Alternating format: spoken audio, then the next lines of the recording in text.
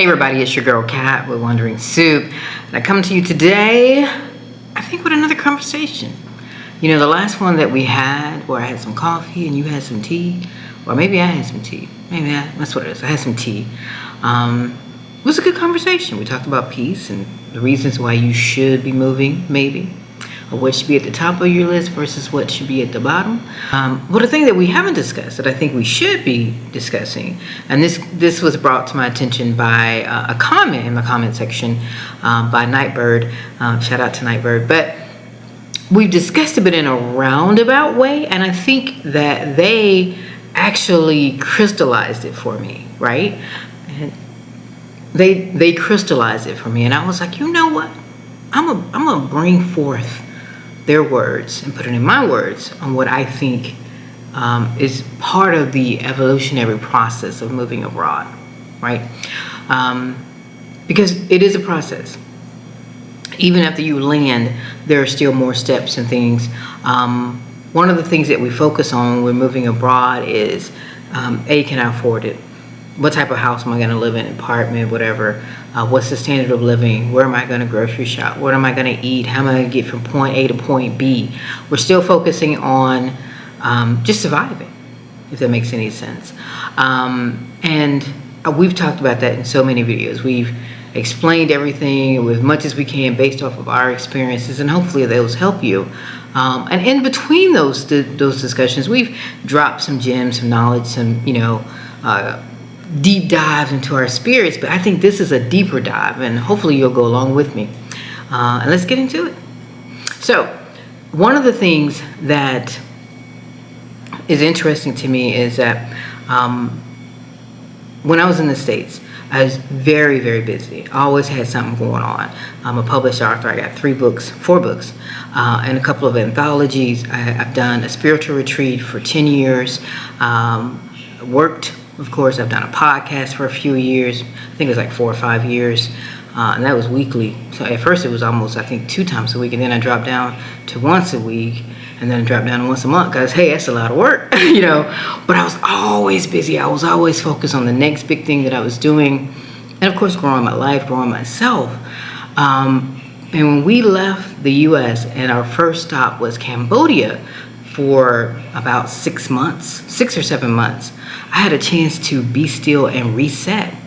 Almost had a chance to, what I liken it to is a deshedding of the old skin that I was in, and transitioning into my new skin. And it wasn't an easy process, and nor was it painless. It was, there were some itches there, if you get what I'm saying. But I did it. My wife did it as well. But it was truly something that wasn't even thought about. I thought I would sleep in a couple of days and I would rest, and then we get right back into the hustle of living our best lives. And instead, what I did was I realized that without having to run, jump, dive into the American version of surviving, which is hustle mode, right? It's always hustle mode. You're always trying to achieve the next step in whatever you're doing. And I don't have to do that anymore. So when I had to do that anymore, that left time for self-reflection. And I'm one of those people who always self-reflect. So I thought I had already done that. Like, this was not going to be that much.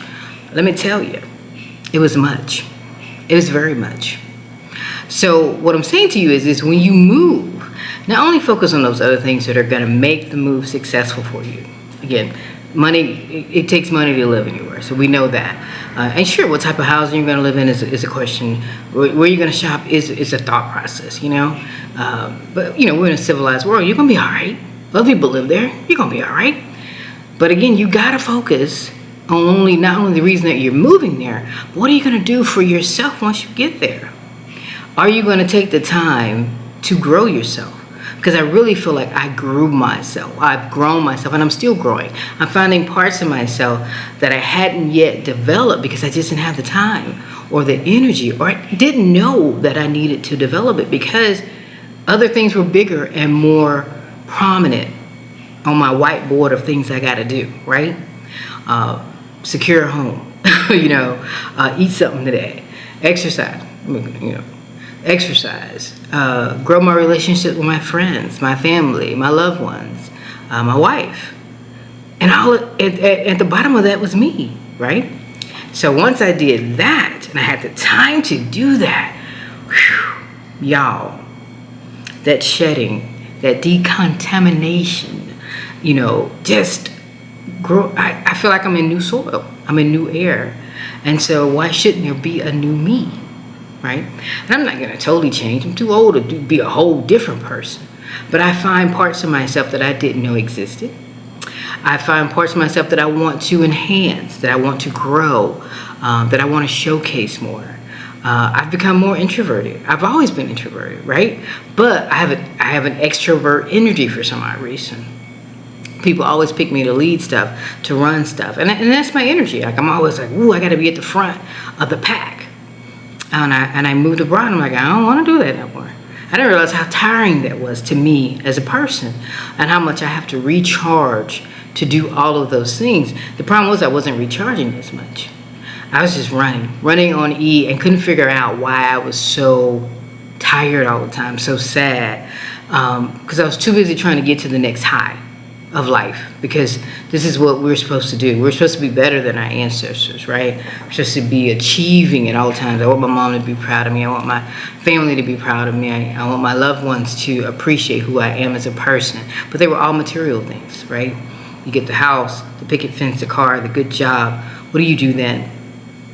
I don't know, right? I published some books. I thought, oh, that was a great success. I did my retreat. People loved it. I've traveled. I've ticked all the boxes on paper, but I didn't tick the inner me, right? Whew. And what I'm saying to you is, don't forget that part. Factor in some time for you to shed the old skin and embrace the new skin when you move, wherever you move. This will apply for any country. This will apply from any country you're coming from to any country you're going to, because it's new air, it's new soil. There is going to be a newness there that you just didn't anticipate, and that newness is going to be you. Embrace it, accept it. You may not be the same person that you were. Your friends and family may not like the new you, but that's okay, because it's you, and it's the authentic you, the one that has experienced things, that is accepting of new things, that is challenging of old things and new things. But you are the new you, and that's a beautiful thing. And that's my words for the day, y'all. That's my conversation. I am Kat. Peace and love.